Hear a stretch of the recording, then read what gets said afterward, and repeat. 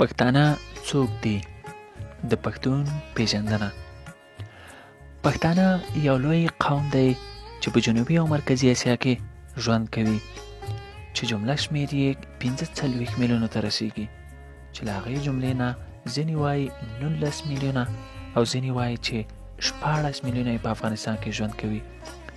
د افغانستان د جمله نفوسو په پرتله تقریبا 15 سلنه پښتانه دي.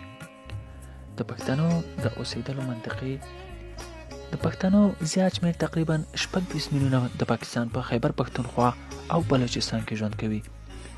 د پښتنو کلتوري او ژبني شریکې منطقې پښتونخوا تقریبا په 1893 کال د انګریز د مستعمرې د سیاست له مخې تقسیم شوي، چې د هغه تقسیم لیکې ته د ډیورنډ کرښه وایي. یو لږ شمېر پښتانه په استرالیا، افریقا، جنوبي امریکا او هندوستان کې ژوند کوي. په تیرو 3 لسیزو کې د افغانستان د کورنۍ جګړې له امله زیات افغانان اروپا، امریکا، استرالیا ته مهاجر شول، چې اوس مهال تقریبا په انګلستان کې 88,000 کورنۍ، په آلمان کې 1,00,000 کورنۍ او په فرانسه کې 50,000 کورنۍ ژوند کوي. د افغان نوم نن ورځ د پښتون لپاره ډیر کم استعمالیږي، دا ځکه چې د افغانستان ټول اتباعو ته افغان ویل کیږي. په دې لحاظ د افغان کلمه د پښتون پر قوم دلالت نه کوي او هم پښتانه په خپله د قوم په لحاظ د افغان نوم نه خوښوي او غواړي چې پښتون وبلل شي.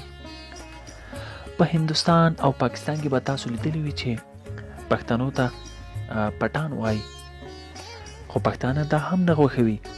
د پښتون نوم دا د پکتیا له لغاتو نه سرچشمه اخلي چې په نننۍ پکتیا او پکتیکا پورې تړل کیږي. د پښتون نوم د لومړي ځل لپاره په اراکوزیا کې چې نن ورځ لوی قندهار نومیږي هلته منځته راغلی دی. د پښتنو منشا معلومه نه ده، داسې یو کتبي یا تحریري منشا موجوده نه ده چې د هغې له مخې د پښتون منشا ثبوت شي. د پښتنو په باب ډیر زیات تحقیقات شوي دي. داسې اټکل کیږي چې پښتانه له یفتلیانو نه منشا اخلي.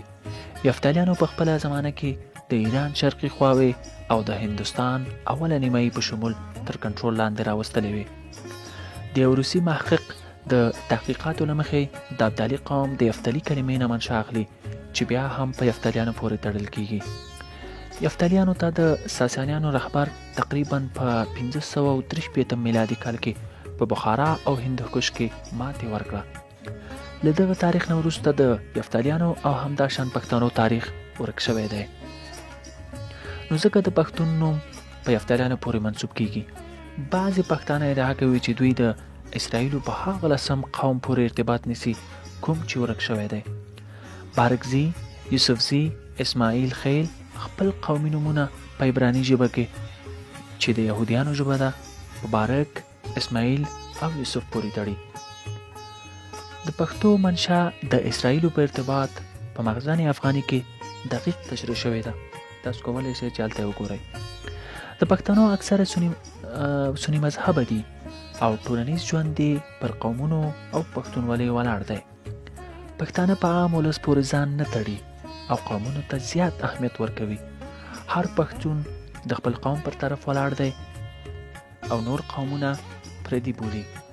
له همدې سببه د 19مې پیړۍ تر اخره پورې دراني او غلجي یو له بله سره دښمنان ول. د دوی پخلاینه د 20مې پیړۍ په منځ کې راغله. د پښتنو مشهور قومونه یعنی ابدالي، اڅکزي، الکوزي، افریدي، احمدزي، بابکرخیل، بنګاش، مومند، ناصر، داودزي، دولتزي، بارکزي، څمکني، خروټي، کاکړ، مسعود، علیزي، سلیمان خیل، اسحاقزي، خټک، جمیاني، خالوزي، منګل، محمدزي، نیازي، مندوزي، اورکزي، پوپلزي، صافي، هوتک، خانزي، ملازي، شینواري، ستانکزي، سواتي، تانولي، وزید، یوسفزي، سالارزي، زازي، زدران، اندړ، نوسازي، ترکي او سرکاڼي. قدرمنو دوستانو، تاسو کولی شئ چې دغه معلومات د تاریخ معاصر د افغانستان په اړه باندې د نورو وطنوالو سره هم شریک کړئ ترڅو زموږ افغانان له تاریخي معاصر د افغانستان نه خبر شي.